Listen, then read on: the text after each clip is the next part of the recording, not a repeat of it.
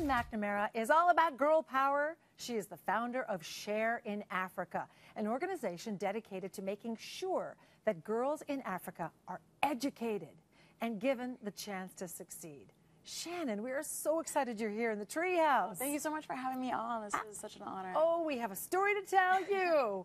So, listen, you're 19 now, but we do have this incredible video. I know you want to see Shannon in action.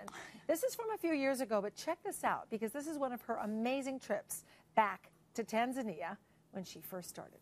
Hi, I'm Shannon, founder of Share. Last year, you guys donated $5,000 to Hagima Girls Secondary School. Now, I want to show you where your money went and give you a tour of the school. Sister Esther is the headmistress for the 460 girls in the school, 50 of whom are orphans. This number is increasing every year due to HIV/AIDS. Sister Esther says she deliberately enrolls orphans, not only to provide them with shelter, but also to teach the other students how to work with and help such unlucky individuals in society. Okay, so we're standing here in a classroom. Could you tell me a bit about it? Yes, this is the Form 3A class. So the Form 3A take the science subjects. We are the scientists. So here in the class we learn different subjects. We have math, we have physics, we have history, we have religion. We learn also home economics. We learn biology, chemistry, so everything. All these courses are fit into a rigorous schedule beginning at 4:50 every morning. The students and faculty at Hagima Girls Secondary School impress me more than any other school I've been to. The faculty is ambitious and is able to satisfy ideas with results. If we continue giving aid to the school, it's obvious that great things are going to happen. So SHARE stands for?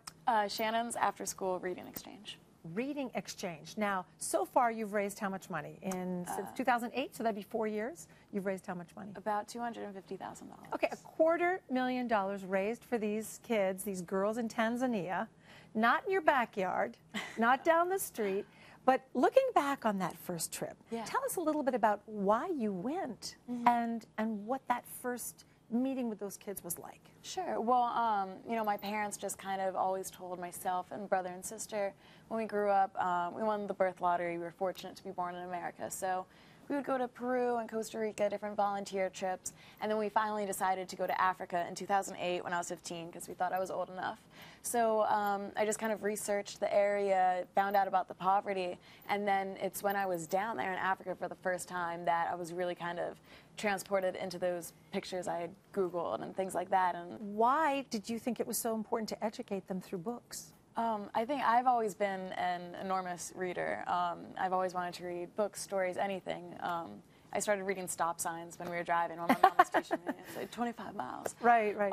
But I just think that books are so important because, you know, not only can they transport you to a different place, things like that, but it's also an incredible way to educate yourself. If you want to, you can just pick up a book, you can go through the book, and you can just teach yourself thousands of lessons just through these pages. Right. I just think that the gift of reading is so important. And expand yourself. Well, here, I love this picture of you. Oh, thank you. You had to blow this up on like a wallpaper. Look how rapt their attention is. So 33,000 books later that you've donated through all of your efforts. What's the feedback been like for you over the last few years? What did they tell you, these kids? It's been incredible because actually in that photo, our very first visit, it was hard to hold the meeting because I would say hi, I'd talk to them, and they would go, hello. You know, they were so quiet, so timid, so nervous, and now, you know, however, 4 or 5 years later, when we're back there, as you can see, we get really close, we talk about things, and we can have conversations in English without a problem, and it's just so nice to be able to do that. So tell us briefly how you got from that first trip to the Hagima Girls Secondary School, because there's a school, there's libraries. I mean, this story it gets bigger and bigger by the year. Well, Hakima's been around for a while, but we visited it for the first time 2 years ago. Right, and this is the ribbon cutting of when you were there. Opening up their first library that Share donated. So Share donated this library to a school that had been around. And what was the excitement like there for you that first time? Walked in the door, and what was that? I mean, it was the first time that I had seen the library too, and I think you see in the video, I just go, It was incredible, and the most amazing fact was that we had just donated the money, and then the students, the girls there themselves, constructed the library with their own bare hands. So they put in the tiles, and they put in the desks, and the chairs, and the cabinets, and everything they had created themselves. It was just beautiful to see. So you've been back now every year since 2008. Yeah. Did you ever surprise them? Did you ever just show up unannounced? Yes, we did. Tell us about that. On one of the, I think it was the second time that we went back.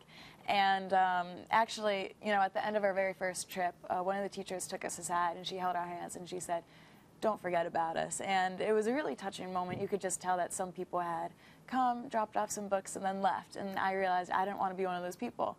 And I'm not sure if they believed me when I promised them that I would come back, so. Well, let's check this out. Not only did they not know if you would remember them, but check this out. We have a little soundbite. As I entered the classroom, I wondered if the girls would even remember me from a year ago.